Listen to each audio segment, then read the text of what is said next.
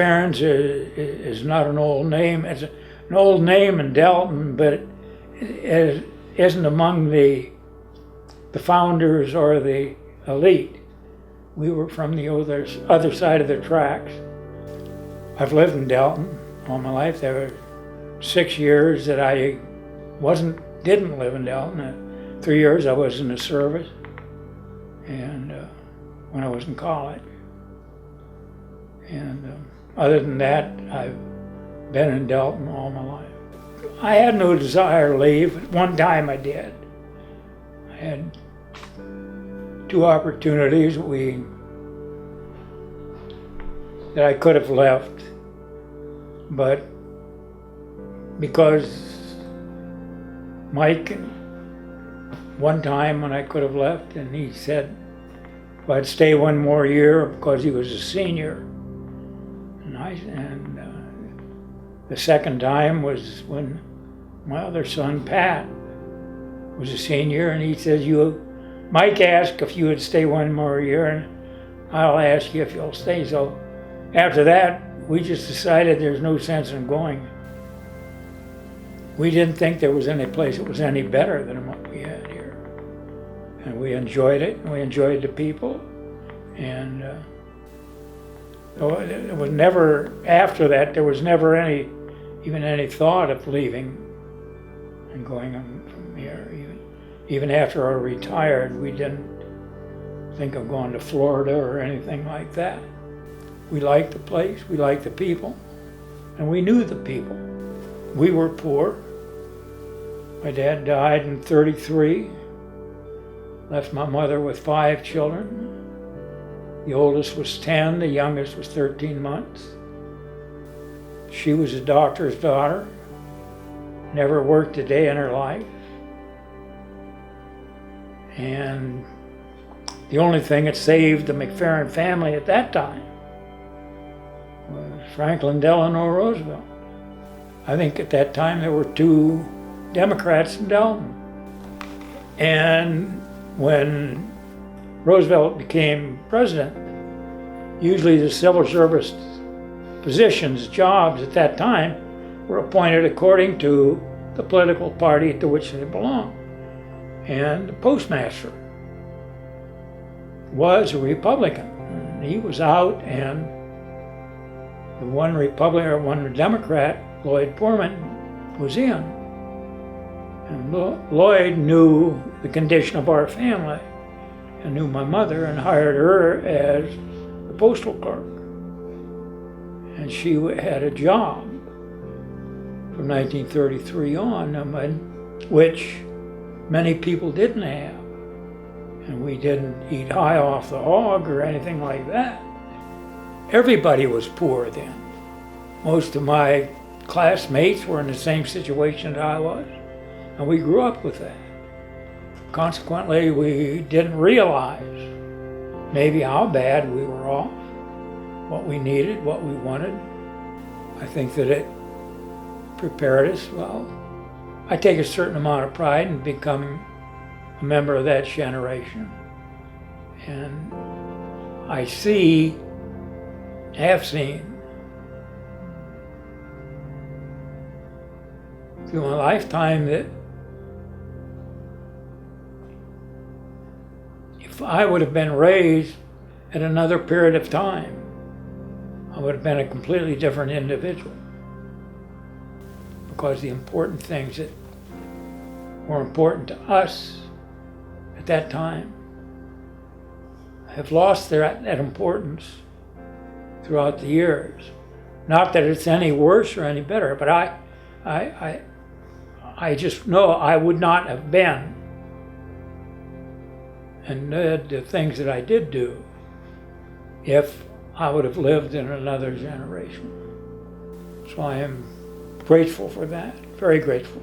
I'm grateful that I've lived in this town. And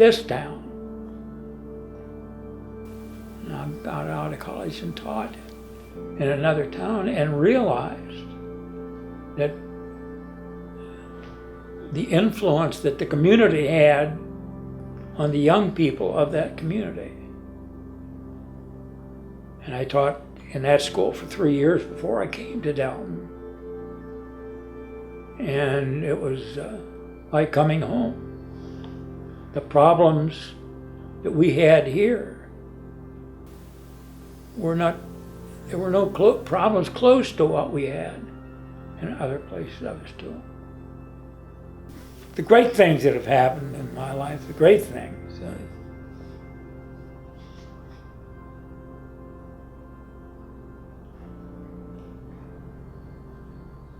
When I met my wife.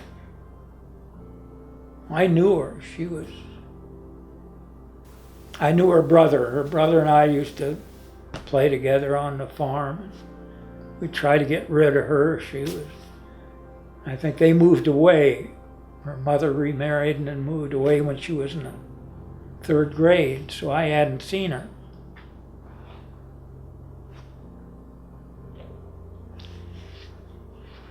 And one day my older brother said to me, when I was a senior in high school, he was out of school. And he said, "Have you seen Paul Keller's sister lately?" And I said, "Last time I saw her, she was the skinniest child alive." And he said, "Well, she isn't skinny anymore."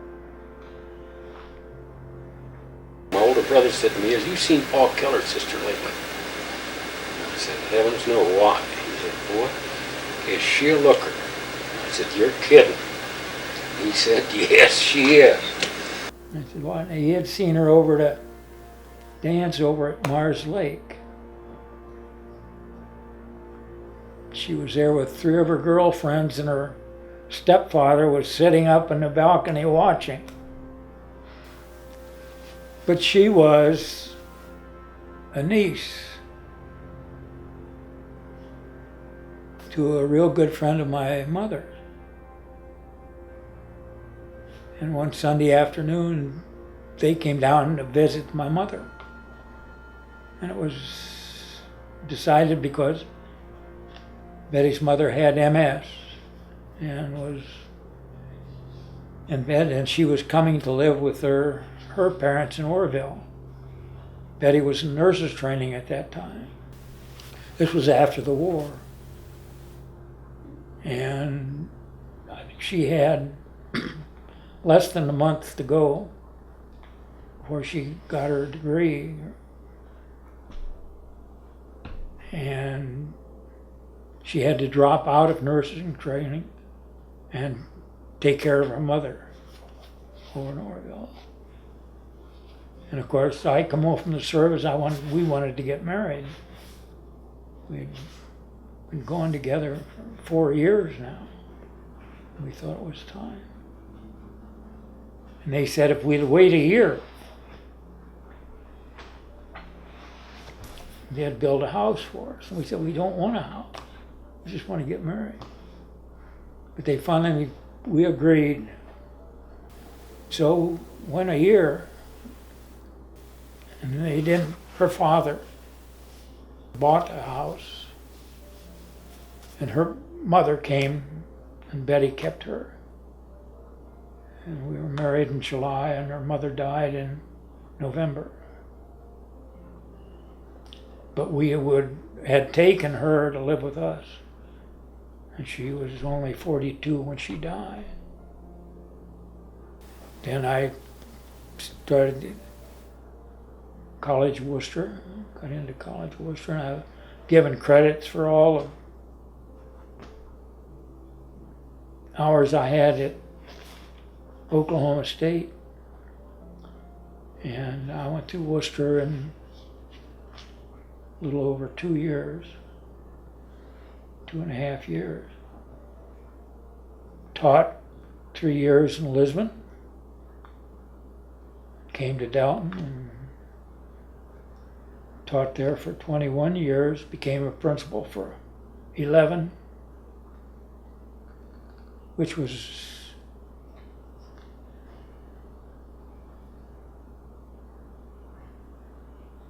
an outstanding life. I mean, to live in this town, to teach. And some of the greatest things in my life have happened. There's one of them. And I've got two more. Not too many men grow up and their two sons are pastors. I've had one of the greatest lives any man could have. And going back to the beginning, that we were poor, yes, we were poor, but everybody was poor. We didn't know what it was to have a lot of things. And it helped us. When Betty and I were married, I had a job, but I dropped the job. Every day I went to college. I worked 8 hours at Worcester Rubber. And people seemed to think that that was something special. And it wasn't. I was on the GI Bill and working.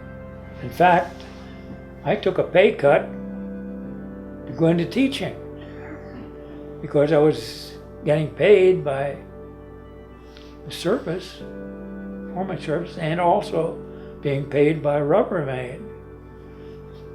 And but the things that happened to us, through it all, there's one steady thing through it all up until the last 9 years, and that was my wife. She was the greatest person I've ever known.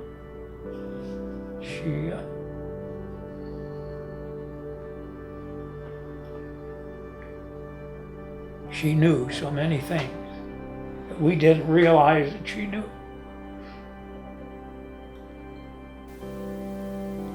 And her background, her childhood would curl your hair. We felt, the two of us felt that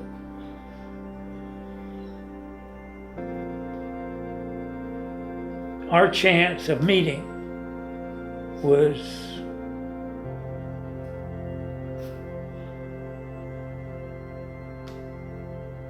almost unbelievable that we would ever meet, but we did.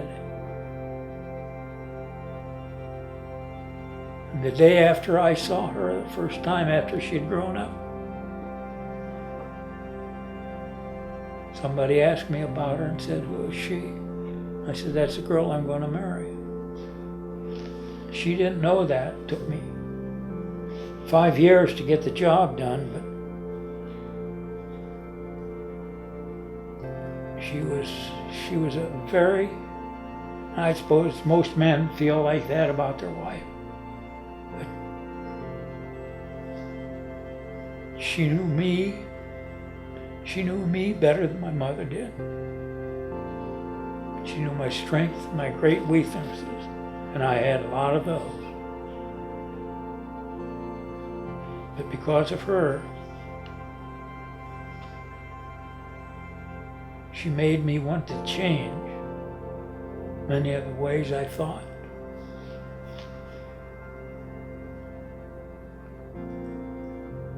It was not always a bed of roses. She was.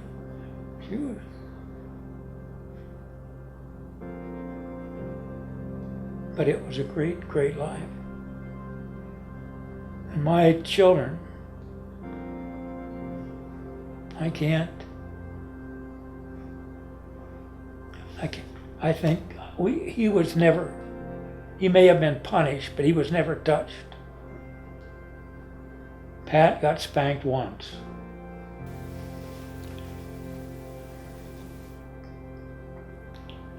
I don't necessarily believe in divine intervention.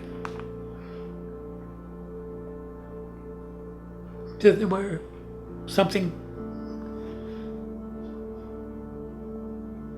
but we both felt that God had a hand in getting us together. Because there were too many things that it never should have happened. And after we were married, the first 3 years in Lisbon, And I took a pay cut when I came to Dalton to teach. And for 3 years then it was touch and go.